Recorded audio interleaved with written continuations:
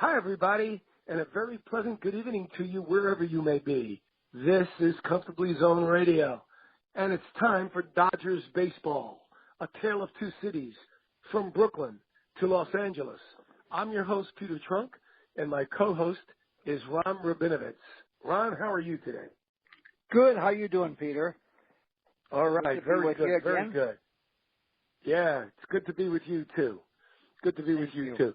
There's been a spate of Facebook activity regarding the Dodgers' move from Brooklyn to Los Angeles lately that I have observed, and I've seen a lot of revisionist history in that there are 30-year-olds and 40-year-olds and even 50-year-olds who have read a couple of books or articles, and they're blaming it all on not on Walter O'Malley, but on Robert Moses.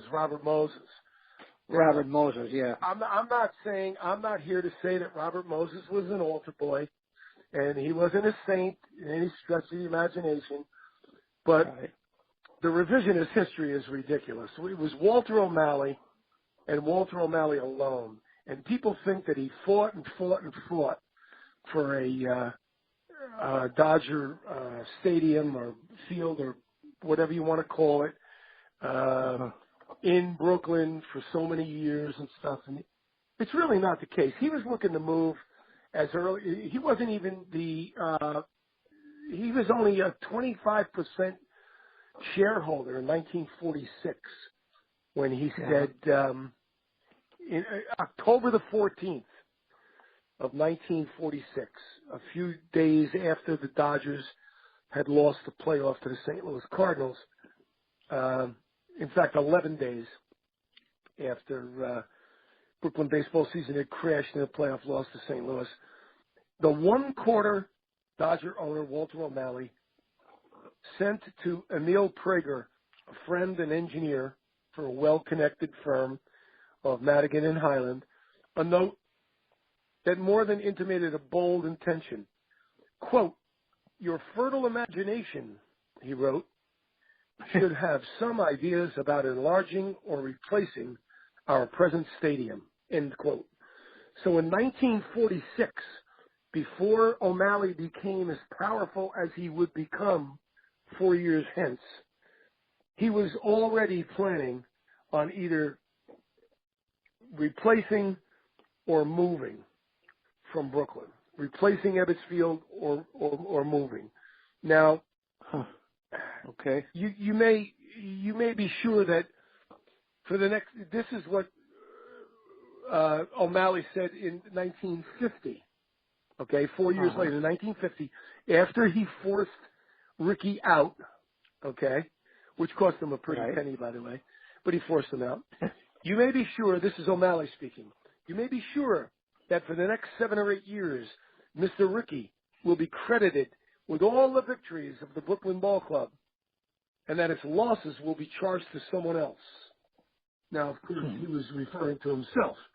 He was playing the martyr already in 1950. But this is years and years before the Dodgers moved to Los Angeles, and it galls me that people think that in 1957, or maybe they'll stretch it back to 1956, that all of these things started to move around.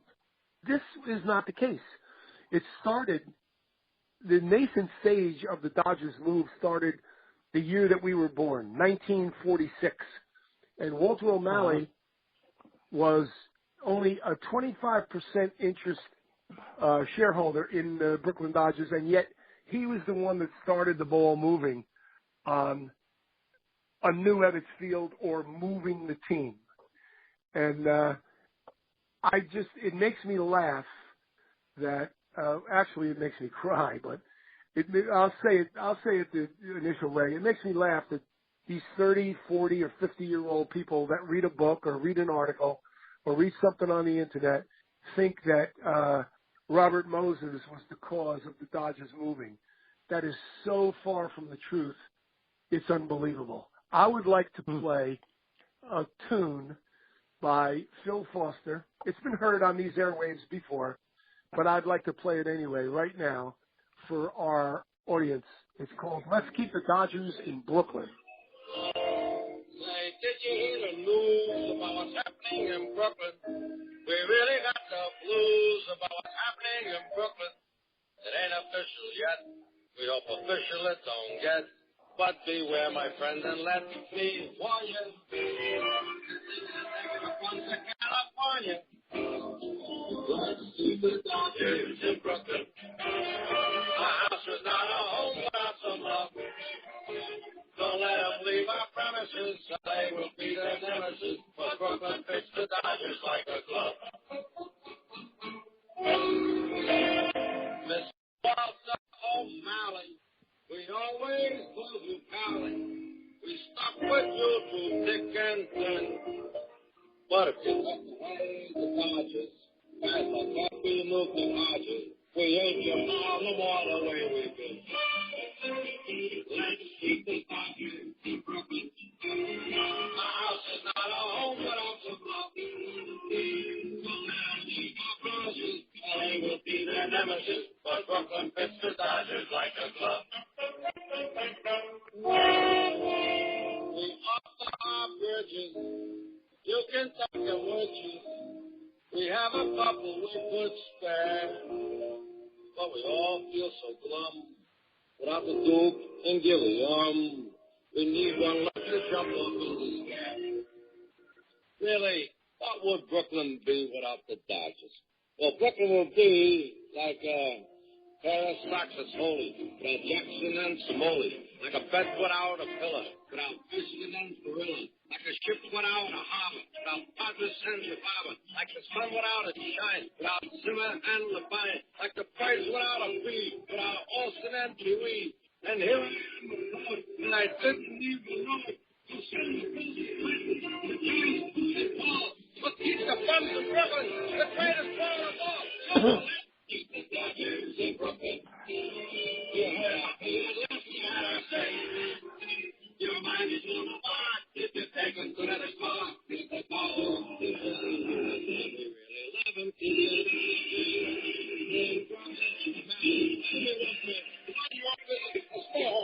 really love them. That was Phil Foster in 1956-57. I thought it was a great tune.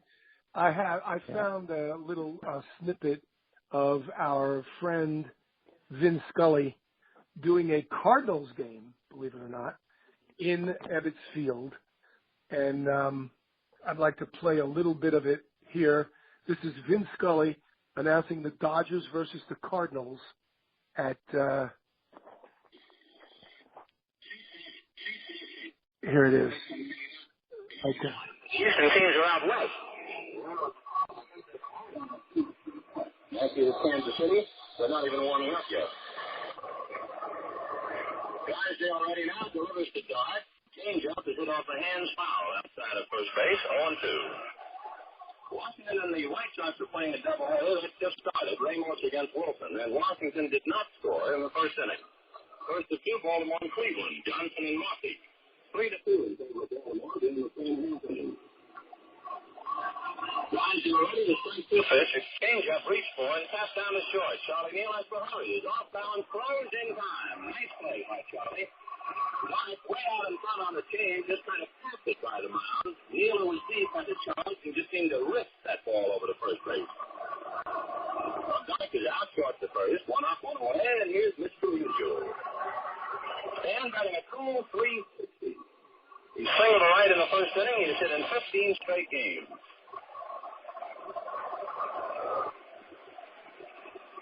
Drysdale changes up and misses low and inside, ball 1.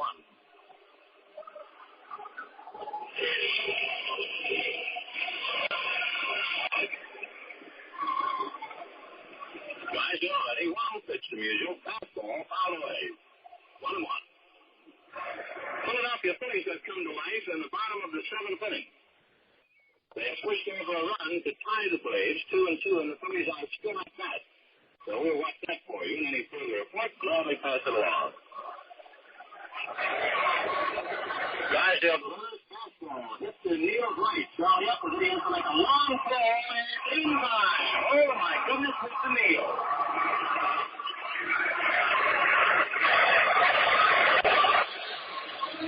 You know that fellow can play shortstop? He made 2 plays right there that were just about said he can do it. He had a charge of slow ground ball hit by Dyke and flipped it to first. And that time, he had been overshifted near the bag at second, had to go to his right, and had to throw from the grass.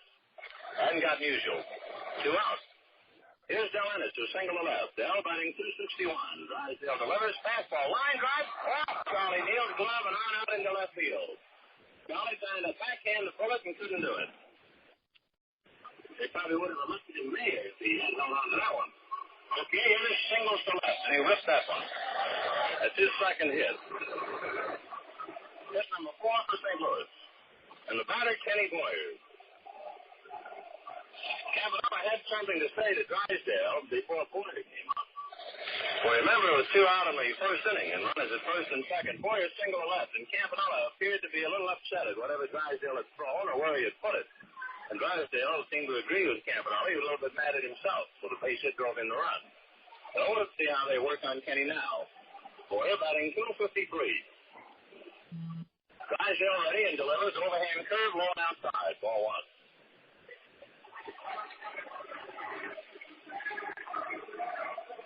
Breeze has picked up a bit.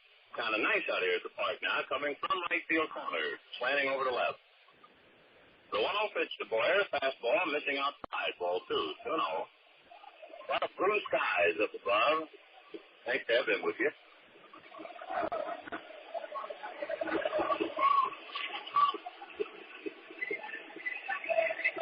2-0. Drysdale ready, checks first. The 2-0 pitch, curve outside and backhanded nicely by Campanella. That thing was heading to the backstop. Ball 3. Well, he's foul on hand today. There's not capacity, anything like that. Some scattered empty feet to left field. Nonetheless, it's a nice turnout. We'll have to have the folks here to kind of say goodbye to Brooklyn. They're going out on their second Western trip right after the doubleheader. 3-0 pitch, a fastball at the knees for ball 4. So with 2 out, Kenny Boyer draws a walk. Del Ennis advancing to second. The Drysdale having a 2-out lose. Run came over in the first inning with 2 out. He's in jam here in the third. Moon comes up. Moon popped the short in the first inning. By the way, we're happy to announce our Schaefer Award winners, and the young man at shortstop who's been writing his name in capital letters defensively today, Mr. Charlie Neal, is one of the 2 award winners. See young pitcher Eddie Roebuck. The first pitch to Wally Moon is select foul and a bounce into the seats off third.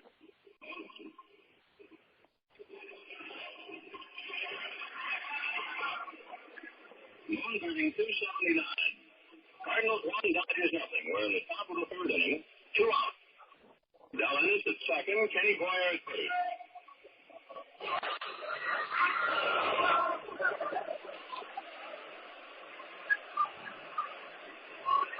Drysdale ready, and the strike 1 pitch. Moon swings and misses 0-2. I think Moon had guessed correctly that time.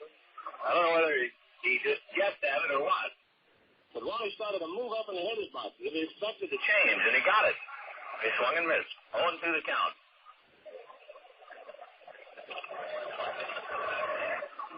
Drysdale staring in. Runners inching away from first and second.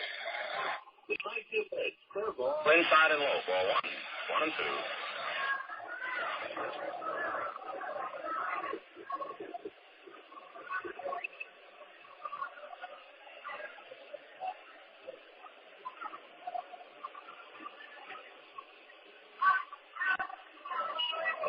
The 1-2 pitch to Wally Moon. Come out. Bouncing ball hit to Jim Gilliam. Waits for Roseboro to get to the bag, then hits him with his throw. So Moon goes out second to first. In the third inning, no run, 1 hit, 2 men left on. Well, the Cardinals are about 5 now on their 3 innings. At the end of 2.5 innings of play, the Cardinals won, Brooklyn nothing. And as we're being serenaded, Gladys Gooding in the background, let's listen to Al. Well, Franz, what would you say it takes to make a great ball player? Lots of natural talent? Oh, sure. That's the material. The coach is with. But what else? You get it.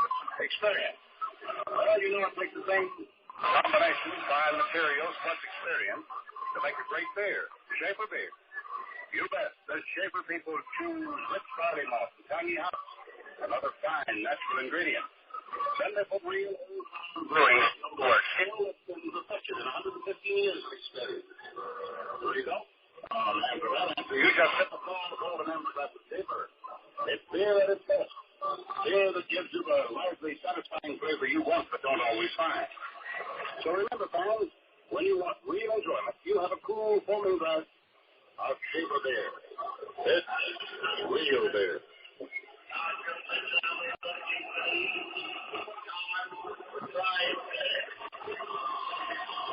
We go to the last round. Opening number 3, Don Drysdale will be the first man up for the Brooklyn Dodgers. Then we'll jump off to the top of the batting order for Jim. Pick up 3. Right now, let's pick up Vince. Well, we have a chance before Drysdale comes up. We'd like to say hello and a big fat welcome to a happy group of folks sitting in the upper deck, halfway between home plate and first base. Members of the Chamber of Commerce of Southampton, Long Island, and we certainly greet them and hope they have a fine day. The folks from Southampton are with us. Don Drysdale, Jim Gilliam, and Pee Wee Reese, bottom of the third, 1-0 Cardinals. Drysdale is 0 for 22. Dixon delivers, and the first pitch cut on and fouled away, 0-1. That was not the you-know-what. Looked more like a curveball.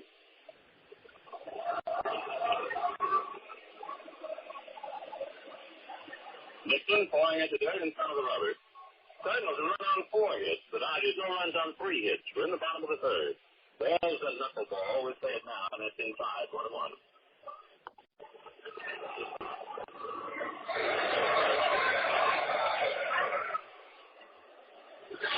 Dixon just staring into Hobie Landreth. Now Murray's ready. The 1-1 pitch to Drysdale. Cut on. There's a little fly ball into shallow right center. That could be trouble. Blasingame out, but it's up behind him. And Drysdale safely on with his first into the year. Don Blasingame knew the ball was going to be trouble. He was charging out there, and the ball landed behind him. He was running with his back to home plate. Don Drysdale, after 22 futile attempts, comes up with a base hit. Little looper into right center. That's it on the 4 for Brooklyn. And brings up Jim Gilliam, who swung to the right in the first inning and got around his father's third. Jim batting .247.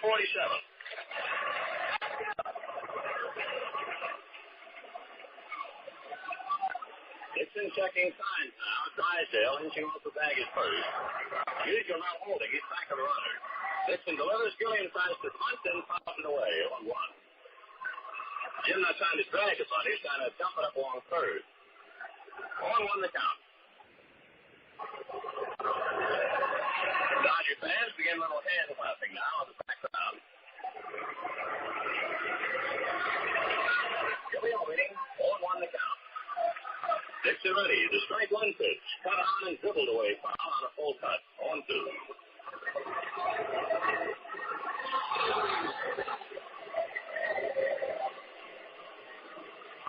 The Phillies are still out down there in the 7th inning. They had scored a run against Milwaukee as Granny Henry hit a home run to make it 2-2. No further report. Cincinnati 3, Giants nothing at the end of 2.5 innings. Strike 2 pitches cut on and missed. Dropped by Landreth. The first base is occupied, so there's no need for a throw. Gilliam strikes out. 1 out and leads the batter. Pee Wee pops up to short in the first inning. 0 for 1, batting .229.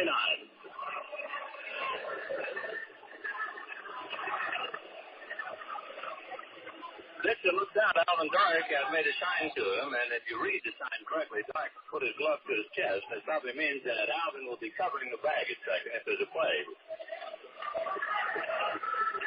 Drysdale inching off first.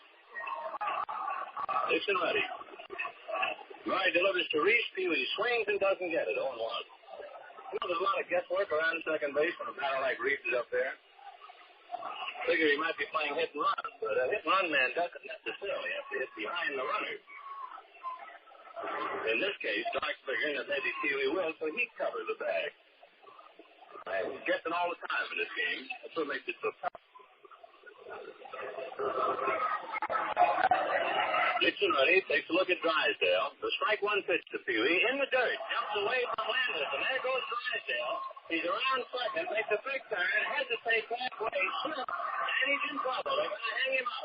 Landis throws to second, big time goes diving back like a rag doll, and he's in. You know who we just saw between second and third? Ichabod Crane. My goodness. What do he look like? Have you ever studied English in school? Ichabod Crane. Oh, my. Don Drysdale, 6'5", and about 3'8" of him was going to third, and about 2'7" was going the other way.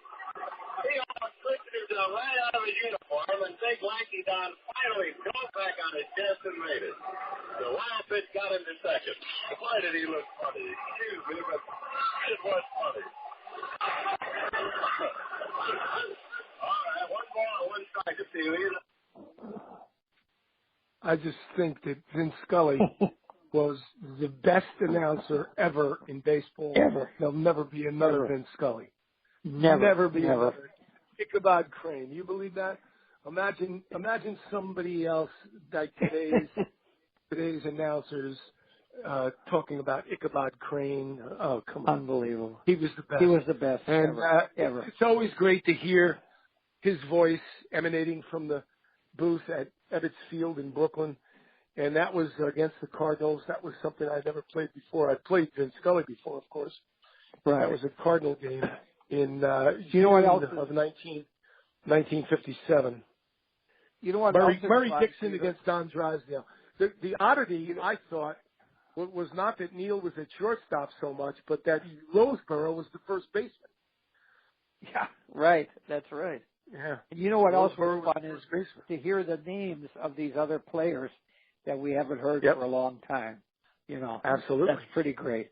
It's great. Absolutely, and one of the Cardinals, Wally Moon, 2 years later would play for the Los Angeles Dodgers, and sure was. do quite the well. Moonshot. And the moonshot. Do quite well. Hit it in 19. Yeah, that's 19 right. home runs there. Well, now we move from Brooklyn. We move from Brooklyn now, and we go 3,013 miles to the left, and we wind up in Chavez Ravine in Los Angeles. Well, actually, we're not going that far. We're going to go to Arizona, and we're going to talk about spring training and this year's iteration of the Dodgers, the Los Angeles Dodgers, the 2017 Dodgers.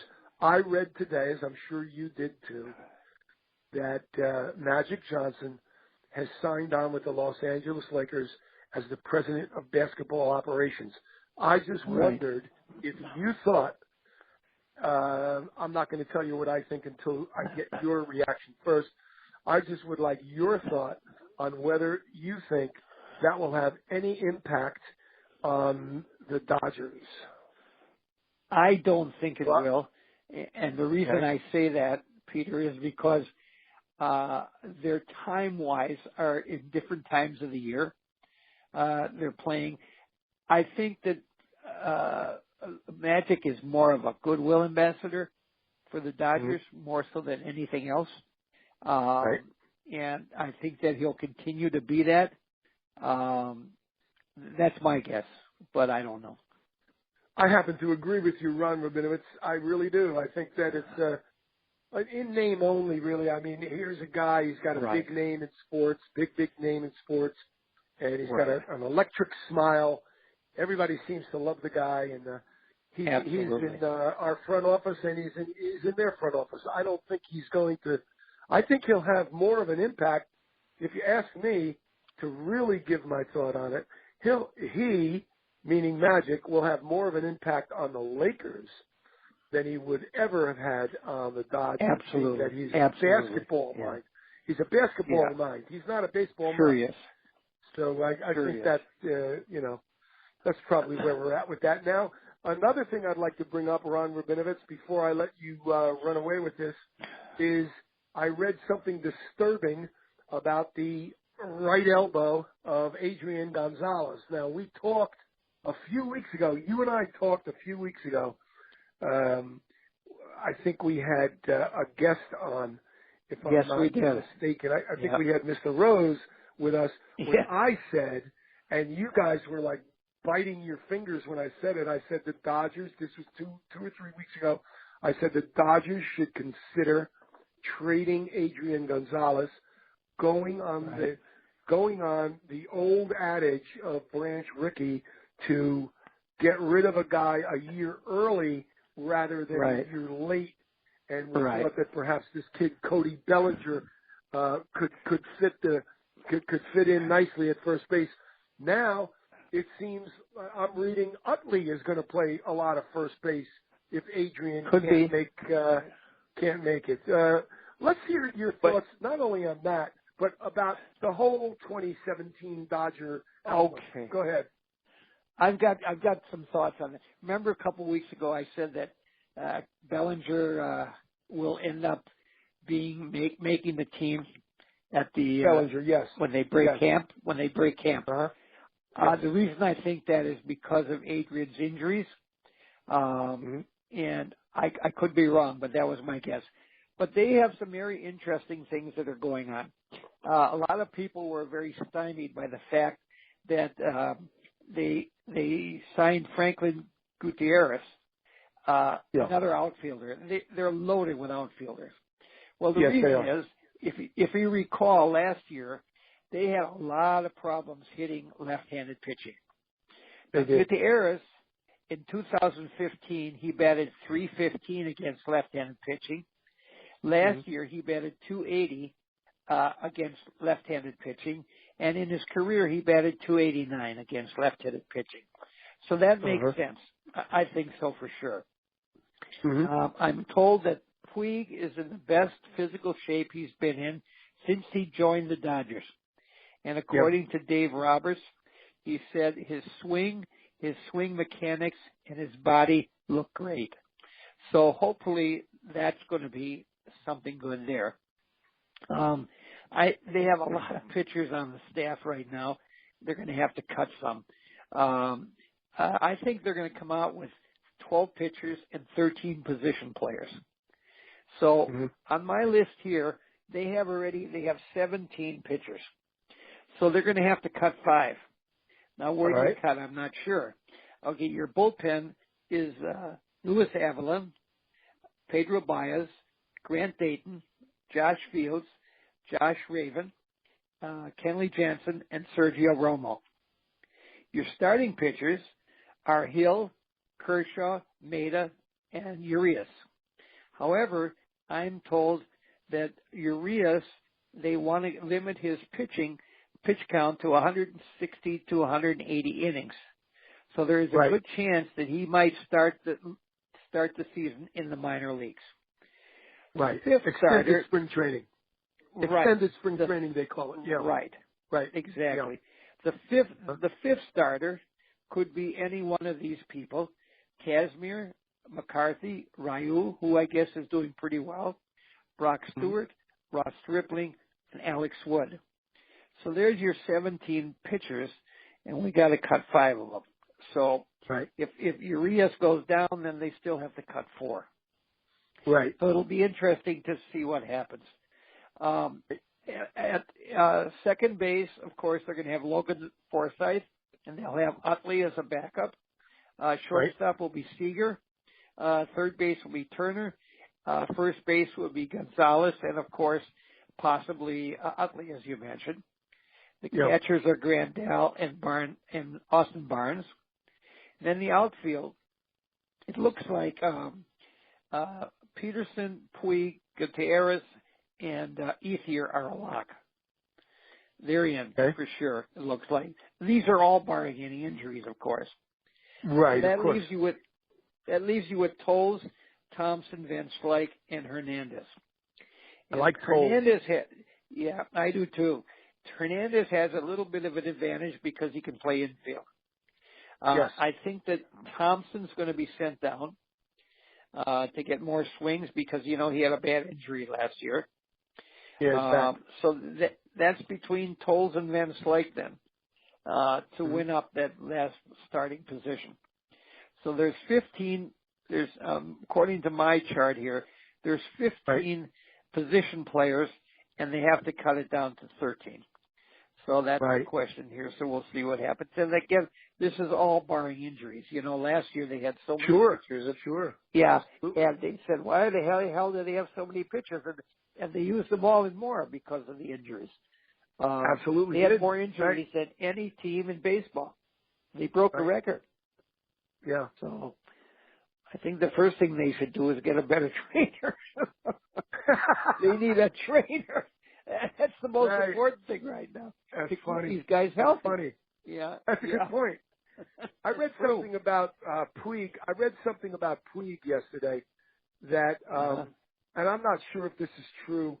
If I had someone who lived on the West Coast that's closer to the situation, maybe I could get more of a factual statement. But I heard that both Robinson Cano and Albert Pujols have reached out to Yasiel Puig and counseled him on becoming more of a team player, et cetera, like that. And, you know, if that's true, that's a good thing. And if it is true. If it takes, it's even better because who knows if he's going to accept those words of wisdom and take it to heart. And if he does accept those words of wisdom and take it to heart, will it last a week? Will it last 2 weeks? Will it last a month? Will it last until his first slump? You know, will it last? If he hits 3 home runs in one game, will he slough off all of that intervention and think that he's the man, he doesn't need anybody? You know, we're going to have to, it's going to be very interesting to watch this. And I, for one, and in his corner, I'm in Puig's corner. I want him to play in right field. And I want him to be, he's the closest thing when he's going well. He's the closest thing I remember to Jackie Robinson. Right. And by that he's a 5'2" player. He does things that other guys don't do. Right. He makes you as a defender keep him from taking the extra base. That's He doesn't fake that he's going to go. He's actually going until you prove him wrong. That's right. Right. Not only that, but they all respect his arm. They all respect his arm. Too. Oh, his arm is the best. So, that's right. He's got a cannon. His arm is like Carl Furillo. His arm is, exactly. Like Carl Furillo. Unparalleled. Yeah, he is a cannon. So, but if he keeps his head on straight. Yep. And I think, Peter, that his head is on straight because he had a wake-up call when they sent him down to the minors last year. And I remember if you recall, when they brought him back up in September, he was on fire. He did very well. I think he batted 315 or 320, something like that. He played very well when he came back. Yes. So I think that is the continuance now, and he's really got himself in shape. And he did work out with those two guys and all winter. And Dave Roberts, for one, is very, very excited about it. So let's see. One of the keys he said that's great is that his swing mechanics looks great, and that's a key because his swing mechanics were not so great before he was set down. Yeah. Right. So I think it's going to be an exciting year. I hope so, barring injuries again. You know, that's the big thing. You know, the big question. Yeah, you can never count out injuries. You can't. No. You can't do it. You just can't do it. And that's the game today. That's today's game. I mean, when I was a kid, when I was in the Little League in New Jersey, and a big Brooklyn Dodger fan, I had guys like Duke Snyder, Carl Furillo, Gil Hodges, Junior Gilliam, Pee Wee Reese. Those guys played every single day. And they played every single year, every single day. They played over 150 games every year. Every year. Those guys. That's right. For many years. Yeah. Right. Yeah. So baseball has changed a little bit. Just like the didn't pitch mean that. count. Oh boy. That's another one. That's another thorn in my side. Yeah. Oh my God. I mean, you talk to Don Newcomb or Warren Spahn about pitch counts, they laugh in your face. Yeah. I mean, Exactly. you just pitched till he got knocked out. I mean, exactly. Set up man and eighth closer. They got set up men for the setup men. Right. Yeah, exactly. They actually put on the scoreboard now. They have pitch counts on the scoreboard. It's part of the game. Oh, they do. Yeah, they do.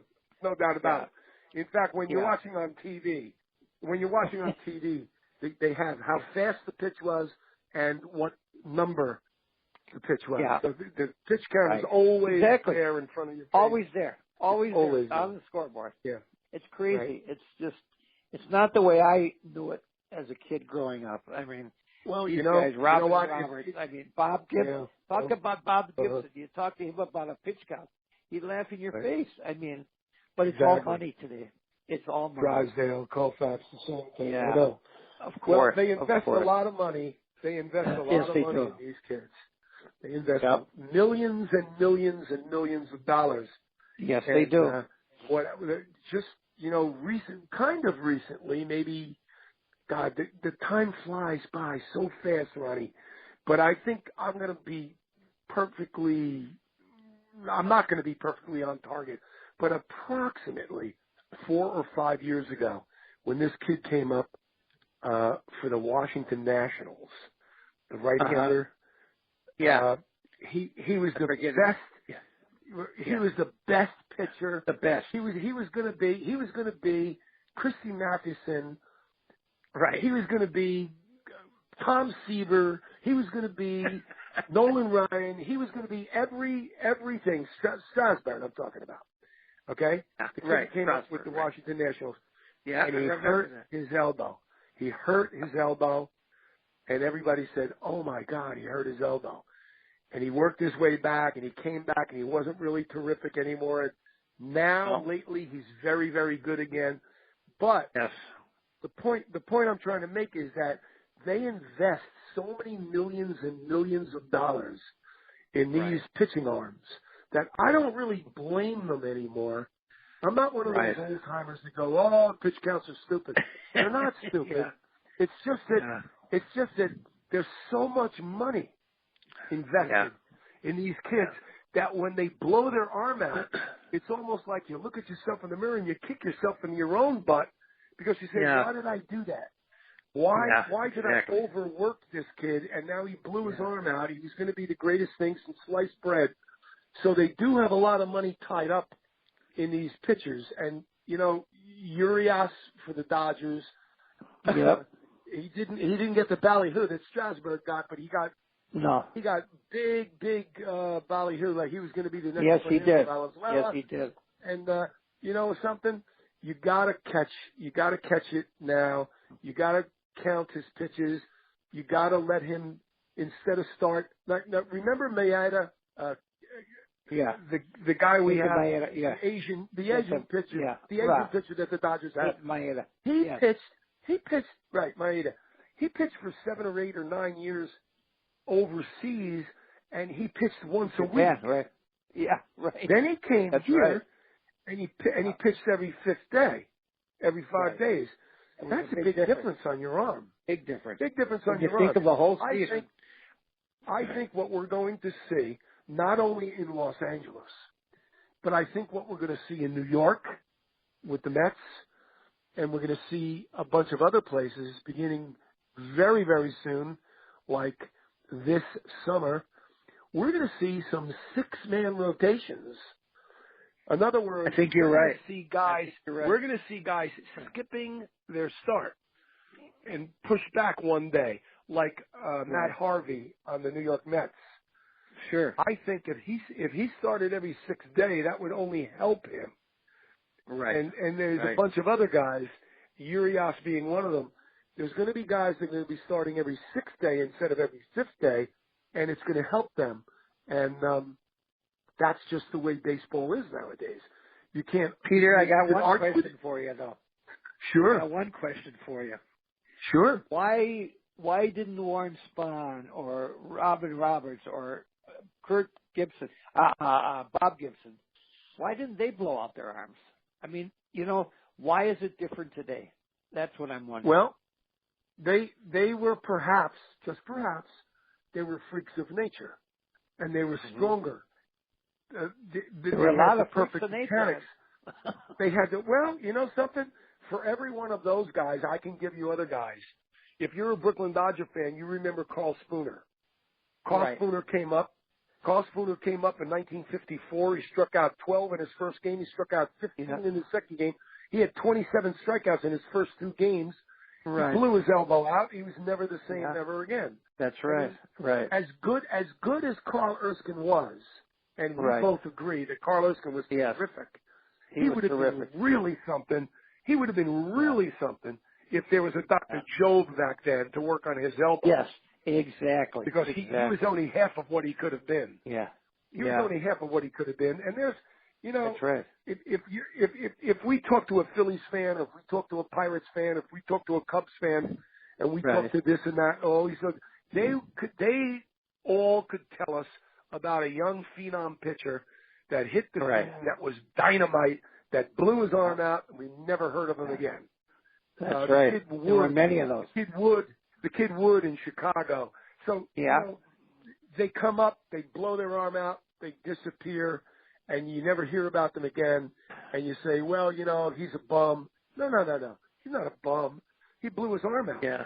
And it was before this wonderful surgery they have nowadays. So yes, I take what you said. What about Jim Bunning? What about Warren Spahn? What about Robin Roberts? What about Whitey Ford? Right, exactly. How come they never blew their arms out? Well, you know what? They just didn't blow their arms out. They didn't. Yeah. But other guys did. And were they tougher in those days? Well, I'll tell you what. No, I don't think they were. I mean, look at these guys. These guys like Furillo and those guys are playing every game, every season, the whole season. I mean, they didn't get days off rarely. I mean, if you look back at pictures of like Tony Perez, let's just say Tony Perez, Orlando Cepeda, guys like that, they didn't have the gigantic muscles that these guys have today. Am I saying that everybody's on steroids? No, I'm not saying that. But I will tell you this. I remember when I played ball, little ball that I played back in the day, the first thing that all the coaches told you was stay away from lifting weights. Weights are no good for a baseball player. They're no good for a swimmer. You shouldn't swim, and you shouldn't lift weights. Those were the big things back then. Now everybody lifts weights. Everybody bench presses. And what do? They're always tweaking this and they're tweaking that. Yeah. And they got a pull muscle here and a pull muscle there. And they got sometimes they don't even tell you what the injury is. Exactly. They don't tell you what the injury is sometimes.